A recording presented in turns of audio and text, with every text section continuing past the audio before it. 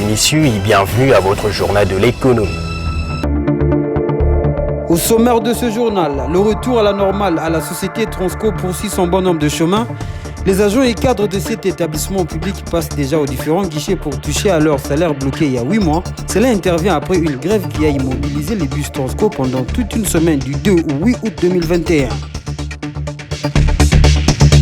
Et à l'international, Abidjan reçoit la conférence ministérielle des pays de l'Union postale. Il est question dans ces assises de faire le bilan de la transformation résultant de la Covid-19 pour repenser le changement à opérer afin de garantir au secteur un futur durable. Le détail dans ce journal. Ils attendaient ce moment depuis plus de 8 mois. Grâce à l'accompagnement des autorités sectorielles, les agents de l'entreprise Transport au Congo, Transco, ont renoué avec la banque pour toucher leur dû. Un moment de joie après 14 jours de grève qui a été levé après la nomination par le ministre des Transports du nouveau comité de gestion en intérim. En tout cas, ce qui se passe ici, c'est la joie absolue. Personnellement, je prends ça comme une victoire personnelle. Parce que vous n'avez pas idée de combien on a souffert pour arriver à cet instant précis. Le monsieur qui est là à mes côtés, je ne sais pas si vous l'avez déjà écouté, il peut tout vous dire. On avait demandé à l'État congolais de nous donner un bon manager. Et aujourd'hui, par les résultats, il est clair que c'est un manager qui sait chercher les solutions. Il a frappé à la porte où on devrait trouver la solution. Et le témoignage que je peux avoir, c'est la joie de ces messieurs que vous voyez. De son côté, le directeur général AU de Transco explique les faits ayant conduit à ces résultats. Non, comme cela avait été promis, les autorités ont eu à appuyer sur l'accélérateur sérieusement, au point que la banque a eu à transcender certaines exigences. Elle s'est déplacée pour verser quelque chose auprès des agents Transco qui sont restés pendant 8 mois sans un seul rond en termes de salaire ni prime. À l'initiale, la banque devrait payer dans ses guichets. Mais vu la promesse des autorités de l'État et les temps mis sans percevoir l'argent, nous avons poussé la banque. En soi, pour la banque, les agents devraient aller vers elle, ouvrir de comptes et être payés dans leur guichet. Ou sinon passer par la monnaie électronique. Régler ces problèmes mettra en retard le paiement. Voilà pourquoi nous avons convenu avec la banque de descendre ici, de payer au guichet. Il est important de rappeler que ce paiement est la réalisation de la promesse faite par le ministre des Transports, Voies de Communication et Désenclavement, Chérubin Okende Senga, aux agents de ce service public pendant qu'ils étaient encore en grève. Dans la polémique autour d'un nouveau site minier tampon à Mutoshi dans la province de Lualaba, le ministre provincial de Mines, Jean-Marie Chizaïnga, privilégie le dialogue avec les creuseurs. Par rapport à la décision du gouvernement provincial de Lualaba consistant à octroyer un nouveau site tampon dans la concession de l'entreprise minière Chemaf à Mutoshi, le ministre provincial des Mines de cette partie du pays a échangé avec le creuseur qu'il a su convaincre pour occuper ces sites miniers répondant aux normes de l'artisanat minier.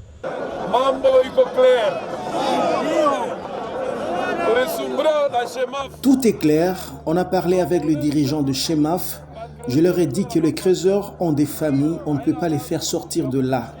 Il faut privilégier le dialogue. Au nom du gouvernement provincial, on a trouvé une solution.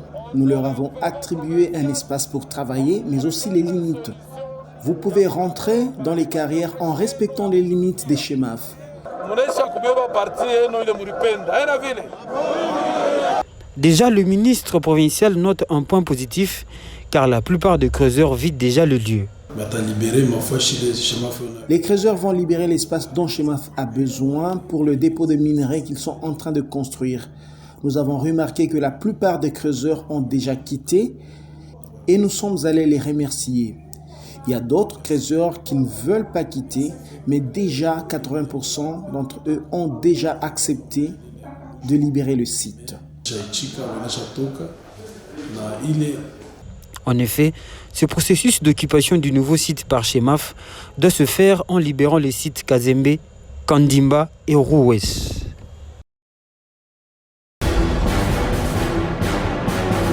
Dans le souci de soutenir et promouvoir la culture congolaise, la Fondation UBA a apporté un soutien significatif aux éditions Miezi, une maison d'édition qui a pour vocation la promotion de la littérature congolaise et des auteurs congolais. Un appui en nature qui a consisté de doter les éditions Miezi d'un lot important des ouvrages dans le but de stimuler davantage les jeunes à l'éveil et au goût de la lecture. En fait, ici, nous sommes venus contribuer à l'ambition des éditions Miezi, hein, qui est une ambition noble, qui est une ambition, je dirais, de s'ancrer dans la vie sociale du pays au travers la lecture. Donc, raison pour laquelle nous avons identifié, je dirais, ces éditions et l'association pour laquelle nous venons, je dirais, partager. Pour sa part, le responsable des éditions Miezi s'est dit heureux de recevoir la Fondation UBA dans ses installations et du soutien lui apporté dans le cadre de sa mission. Nous sommes heureux de recevoir la Fondation UBA à notre siège ici dans nos locaux parce que notre ambition, ça a toujours été de poser le premier pas, sachant que c'est une ambition qui exige du soutien, mais nous avons souhaité commencer quelque part et être rejoints dans cette mission parce que forcément c'est une mission qui concerne, nous étions sûrs que cette mission toucherait d'autres personnes, d'autres institutions et nous sommes heureux aujourd'hui de recevoir la Fondation UBA. C'est la preuve qu'effectivement la Fondation a été sensible à cette mission. UBA fournit des opérations bancaires ininterrompues depuis 1948. Depuis sa fondation, elle est au service des ménages, des entreprises et des communautés africaines. Par cet acte posé à l'endroit des éditions Miezi et tant d'autres qu'elle pose à travers le pays et l'Afrique, la Fondation UBA, qui est une branche des responsabilités sociales des entreprises du groupe UBA, United Bank for Africa, s'affirme non seulement comme une structure bancaire efficace, mais aussi une entreprise qui s'intéresse aux communautés dans lesquelles elle opère.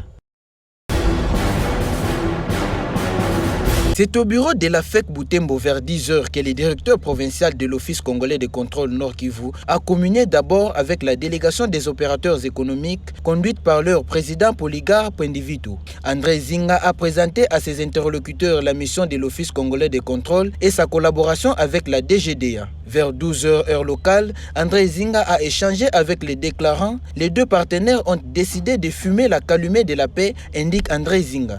Nous sommes venus pour harmoniser des vues, pour renforcer notre collaboration et éviter de connaître l'incident qui s'était produit au mois de mars.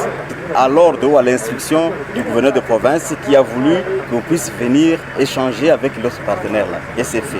L'OCC qui a comme mission la protection de la population doit assister au déchargement de tout véhicule qui vient de l'extérieur.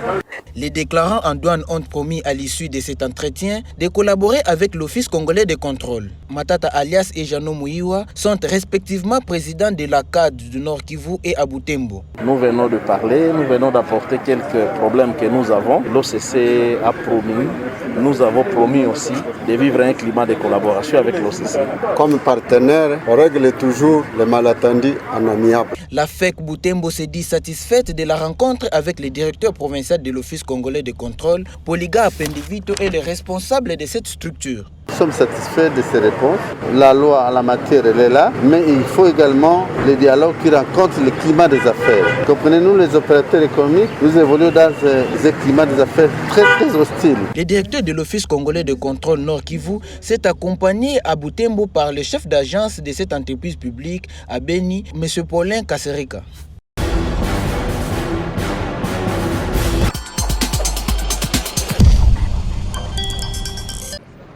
Présente au Niger depuis la période coloniale, l'accession du Niger à la souveraineté internationale a permis la création de l'Office des postes et des télécommunications, OPT.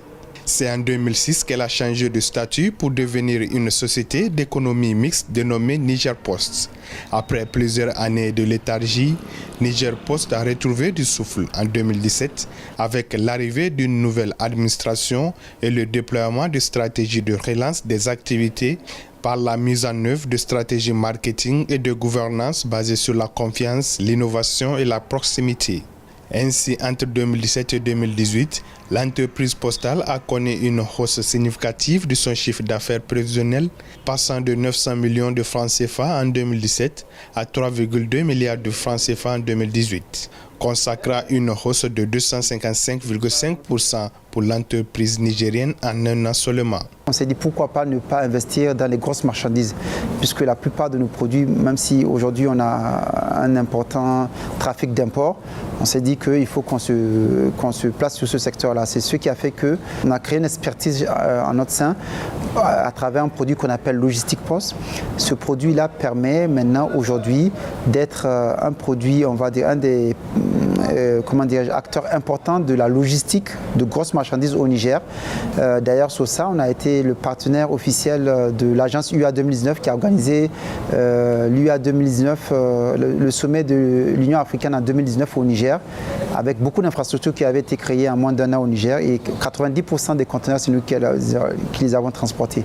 Société d'État concessionnaire de services publics, distributeur de courriers et colis, Niger Post offre depuis quelques années, à travers des innovations apportées, des services financiers, notamment les transferts d'argent, les paiements de factures et les comptes courants postaux. Présentement, en matière d'utilisation des TIC, la Poste, en tout cas Niger Post et les sociétés privées se font la concurrence. Nous n'avons aucun complexe. Nous faisons même de l'informatique décisionnelle. Nous utilisons une BI qui nous donne la situation, qui donne au niveau des différents managers la situation en temps réel des transactions. La BI, Business Intelligence, qui permet de faire l'informatique décisionnelle, c'est dans des rares sociétés privées qu'on trouve cet outil. Mise en service de nouveaux produits, notamment à travers l'application de commerce électronique dénommée Kaomini, bancarisation des contractuels de l'État où un flux d'au moins 70 000 contractuels sont désormais gérés par Niger Post, sont entre autres innovations initiées par l'entreprise pour renforcer l'inclusion financière au Niger. Aujourd'hui, l'entreprise ambitionne de faire un chiffre d'affaires de 10 milliards de francs CFA. Et pour cela, la vision de Niger Post est d'avoir des ressources humaines de qualité, mais aussi une gouvernance financière proche d'une entreprise qui cherche des certifications ISO.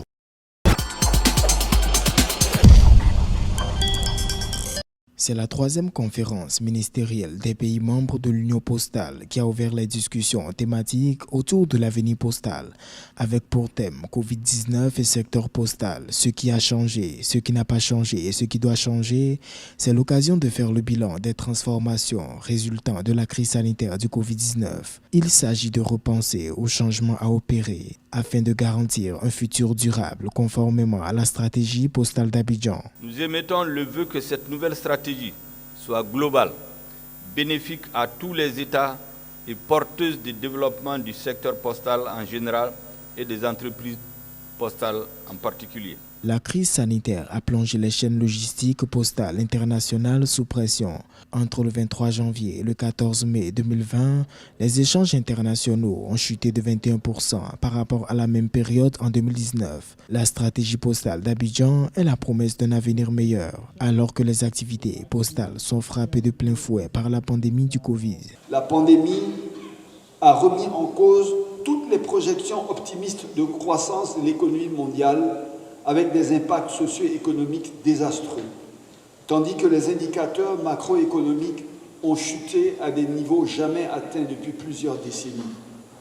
Le taux de croissance de l'économie mondiale est passé de plus 2,8% en 2019 à moins 4,4% en moyenne en 2020, soit une baisse de plus de 7 points de pourcentage dans le secteur postal.